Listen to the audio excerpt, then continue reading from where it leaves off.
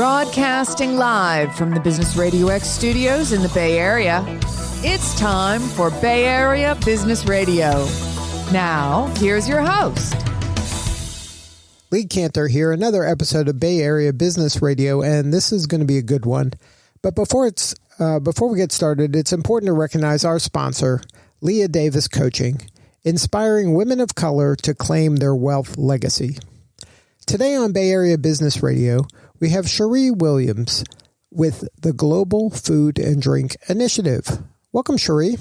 Thank you. Hello. Good afternoon. Well, I am excited to learn what you're up to. Tell us a little bit about the Global Food and Drink Initiative. How are you serving folks? Awesome. So we are a media nonprofit that started in the wake of everything going on last August. And where we were before then is I publish a food, drink, and travel magazine called Cuisine Noir.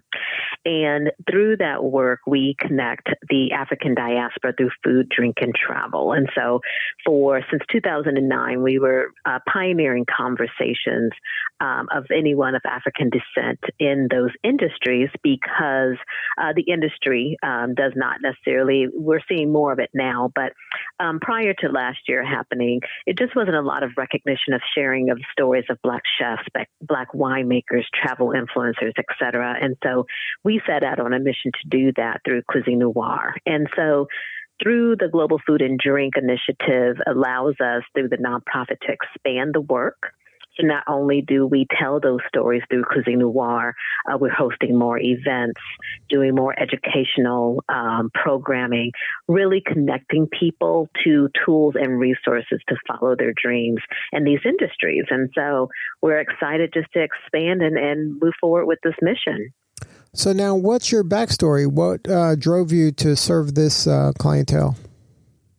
So my backstory is really, I say it goes back to the fifth grade with Miss Delaney, who was just my teacher. But Miss Delaney had us always writing short stories.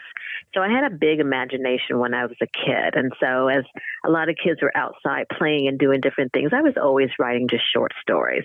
And I say that because writing always followed me through the years. And so I'm originally from outside Chicago, got my advertising degree in advertising, and then I really wanted to go on into public relations. And so I always knew it was about telling stories.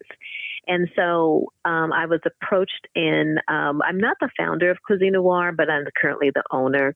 So the founder came to me in 2007, who was a chef, and really wanted to expand this narrative. And as a publicist at the time, as a writer, it's like, wow, these are great stories that are not being told.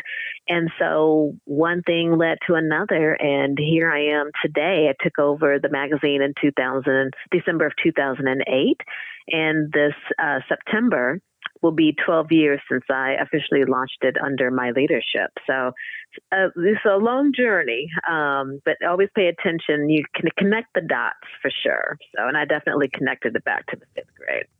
And you connected it between storytelling and then ultimately food and drink?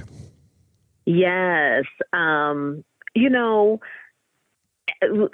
It's very interesting, growing up in the Midwest, a lot of things, obviously now living in Oakland, food is different, the farm to table, the lettuce, it just, a lot of things are different out here.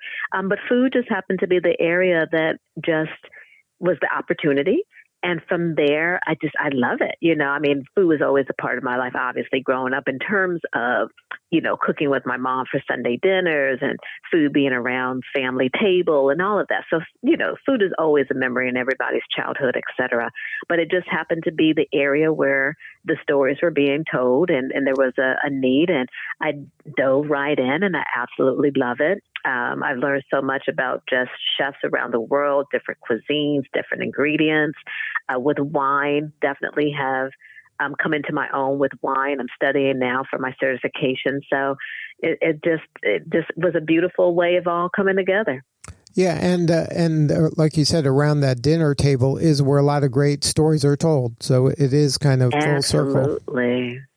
Absolutely. And even for disagreements, I think whatever is going on in the world right now. I think if you can have some good food, you can have a good conversation, whether you agree or disagree. That's right. So now, what are some of the initiatives that the Global Food and Drink Initiative is working on? Yeah, so right now we're wrapping up a series around publishing. So we talk to a lot of cookbook authors. We deal with a lot of chefs. During this time, a lot of chefs and restaurant owners, or just business owners in these areas, as you know, had to reinvent themselves, rethink how they're doing things, and look at different areas of revenue. Some came out with products. Some were coming out with, let me take this time to publish my cookbook. So one of the initiatives we're doing is around publishing. So we're finishing up just the ABCs of publishing that started in April is, how to tell your story, then how to get a publishing deal. This month, we're going to be talking about when your book is being published, how to sell it. Next month, we're going to dive deeper into you want to write a cookbook. This is what that looks like. And then we're going to get into food photography and food styling, ghost writing. So we're really going to be shaping the food space, writing space. And why that's important too is also what happened last year with the whole reckoning that's been going on is there was media entities were noticing the lack of diverse voices telling the stories. And so if we can continue to help shape writers in the food, drink, and travel space, that's one of the initiatives that we love to do. The other initiative that we're going to be launching pretty soon is around food or just product. We get a lot of people who want to take a family recipe or something that they're already currently doing, but they don't have the slightest idea of how that product gets from the idea to the shelf. And so we're working with a company organization called Foodpreneur Lab out of Toronto, Canada. And we'll be launching that series coming up late summer, early fall. And it really is a lot to think about. There is a lot that went into getting that sauce onto that Safeway shelf or whatever it is. Just like opening a restaurant, it takes more than just knowing how to cook good food. There's the business side of it. There's the legal side of it, all of that stuff. And so one of the initiatives that we'll do is just really helping people to understand that food production place. And then one of the other things that's near and dear to my heart around diversity and inclusion is really working with travel bureaus, visitors, travel bureaus, around helping to understand the diversity of travelers and what that means to their market. And I think this also spans across all areas. One of the initiatives that we like to do is we cater primarily to a Black audience. And unfortunately, that audience and our consumer spending power is really not taken seriously when it comes to different brands and destinations, et cetera. And so some of the work that we do is to help understand who we are as consumers, what attracts us, what do we like, what do we want to see, and the importance of that inclusion in your marketing materials when you're on your social media posts and things like that, because we do spend a lot of money in these areas. And so work that we can further around diversity, equity, and inclusion in food, drink, and travel is another area of initiatives that we're working on. Are you finding that the pandemic has brought out more people that maybe had thought about getting into the hospitality business and maybe pursue being a chef or involved in food in a more business manner, but had kind of put it on a back burner, have elevated it to more of a priority because of the pandemic and the disruption it caused? What I would say that I'm finding in terms of that, so it's interesting, a couple of things. Last year there was university out of Florida, and I apologize that it escapes me right now. It's FAU, but they offered a certificate in hospitality, and so I definitely went through that. It's always good just to have some backup skills and et cetera. But what they're finding in the hospitality industry, we're mainly talking hotels, et cetera, and it could be restaurants and things too, is that workers are leaving because of the pandemic. With restaurants, hotels, et cetera, being shut down, they had to find another way to support themselves, and therefore they have left the industry. So that I just got like a press release on that today. So that is a big concern in the hospitality industry. What I am finding that's happening now in terms of chefs, restaurants, et cetera, is you're seeing people that are really, one, to your point, saying, I'm going to go for it, but also being authentic to who they are. So it is well known that in the culinary industry, you go to a high-priced culinary school, you brag about being French trained, you learn those techniques, all of that. But then you cook food that's not necessarily who you are and your background or who you want to cook. So it's perfectly fine. Every chef finds what their lane is. Some like to go the traditionally French trained route. Some like to just maybe do their own lane, take the techniques and apply it to their own style. So one of the things that we are seeing is that chefs are coming into their own and saying, you know what, if I'm Ghanaian, if I'm Nigerian, if I'm Puerto Rican, I'm Cuban, et cetera, I want to cook the food that really feeds my soul. And so you're really seeing a lot of authentic ethnic products come out to the market. You're seeing chefs open different restaurant concepts around who they are as chefs. And again, bringing in all skills, all experience, all of the training, et cetera, to now land where they want to land. So you're really seeing that coming forward of people saying, you know what, I'm going to carve my own lane, do the food that I want to do, and move forward with that unapologetically. And so that's definitely one of the things that we're seeing. I agree 100%. I think that the successful chefs are the ones that kind of get kind of niche-y. You know, they get very specific and they bring their own kind of taste, flavor, and history to something. And it may seem counterintuitive that to not appeal to everybody, but I think that people, when you're in the mood for something, you're in the mood for something. You're not in the mood for everything. Absolutely. And I think the country and definitely the world, but the global palette is really growing to where people are interested, just like we fall in love with Italian food, Mexican food, Greek food, Indian food, Thai food. I think those that are foodies and love food and the ingredients, they want more. And they want to be able to explore more. Right. And a lot of them want to be the first one on the block to find that cool place that no one knows about. Absolutely. And they like to share, hey, you got to try this new place. Absolutely. True food lovers love food. They love trying different foods and experiences. And I think that is the beauty of it. So now in your work, you're helping to nurture kind of those emerging companies and the emerging entrepreneurs that are playing in this space. It must be very rewarding work to really make a difference and an impact on these people's lives and the lives of the people in their communities. You know, so we definitely try to raise awareness to who is doing what, and make sure that connections are made. So we have been, excited to people that we featured in our magazine have gone on to brand endorsements. They've been on TV shows. So by bringing people to the forefront and awareness to the industries in general, people are able to be seen and get opportunities. And that's what we love doing. And then can you share a story of maybe one of the people you profiled that has kind of taken their brand to a new level? If you want to name their name, that'd be great. If not, just talk about, kind of in general, how you were able to help them. Sure. So there was one pastry chef. Her name is Jessica out of New York, and she was impacted through the pandemic. And so one day I got an email from the publicist of a chocolate company. And she said, thanks to your article, we connected with Jessica, and now she's one of our chocolate ambassadors. And so she's gone on with this chocolate company to create recipes. She's in their collateral campaign.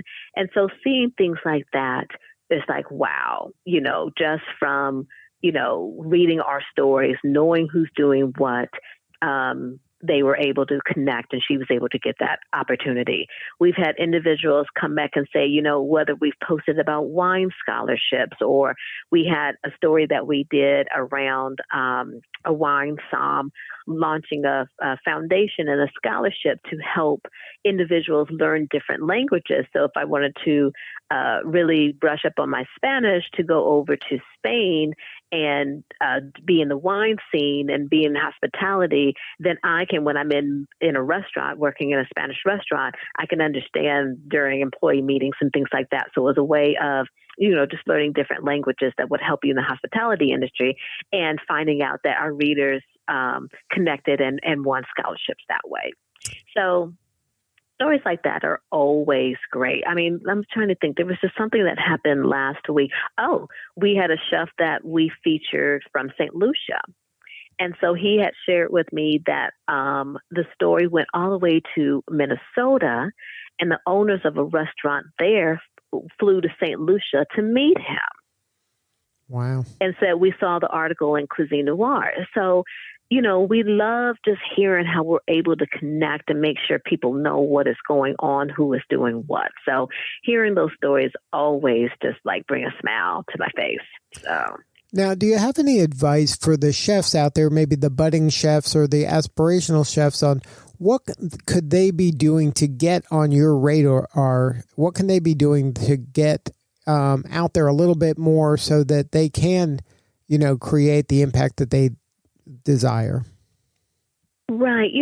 So I always say I'm in a unique position because, I'm an executive director, but then I'm also a publisher and editor of a magazine. And then I've had the head of a publicist before. Right. So I sort of am looking at that. Some of the things, social media is important, but it's not the end all.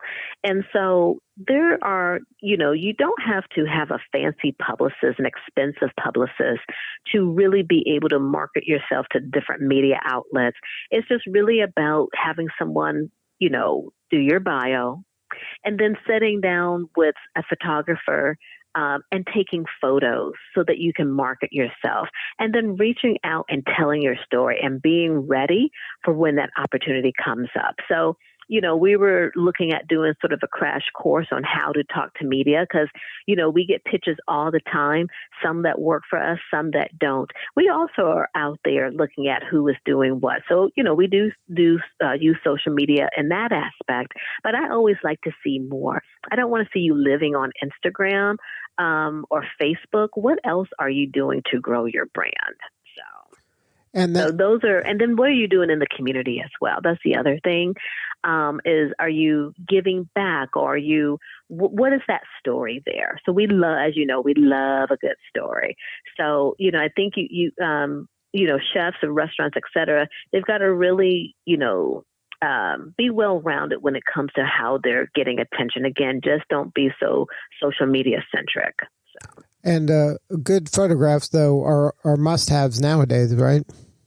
Absolutely. Absolutely. So there's two things, before especially before COVID, there was this time where you got the interview with the journalist, and then they're like, we're going to send the photographer out to shoot you.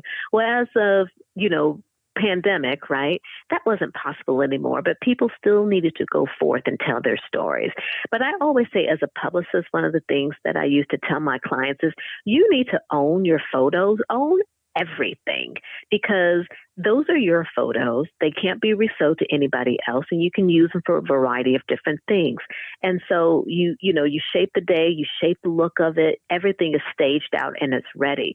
Versus when and so that way, if I come along as a journalist, and you know what, I talk to you on Tuesday, and by the way, my deadline is Wednesday morning, we don't have time for a photo shoot. So again, the best thing that someone can do is get their own media properties ready or media assets ready. So that way, when someone calls you up, you'll be ready. I just had someone reach out for someone. Speaking of what you were saying, we wrote a story on a winemaker. I think it dated back to 2015, 2014. Someone saw that we wrote about her, wanted to reach out to her for a story that she was working on in 2021. And so with that being said, her deadline was in 2 days. Again, no way that photos were going to happen. You need to have your photos ready to go. And that's one of the main things. And there's services like Snapper, SNAPPR, that you can arrange a 30-minute session for $99. And they take as many photos as they can take. Wow. Boom. And then that's a great story about the importance of, this content lives forever. Like if it's on the internet, somebody can find this who knows when. And so when they find you, you better be ready. Absolutely. Absolutely. I always say, one of the books that I did remember reading in high school was Carpe Diem, right? Right. And so that was that whole saying, it just stuck with me to this day. You got to be ready to seize that day, seize the moment. You got to be ready. Well, if somebody wants to learn more about the Global Food and Drink Initiative or your work at Cuisine Noir, what's the best website for them to learn more about what you're up to? Thank you. So they can go to globalforgood.org, and that's FOR versus the number 4, so globalforgood.org. You can see our work there for the Global Food and Drink Initiative, and then they can follow us on Facebook. We have a Facebook page. Soon we'll have a Instagram page for the Global Food and Drink. We'll be launching that this month.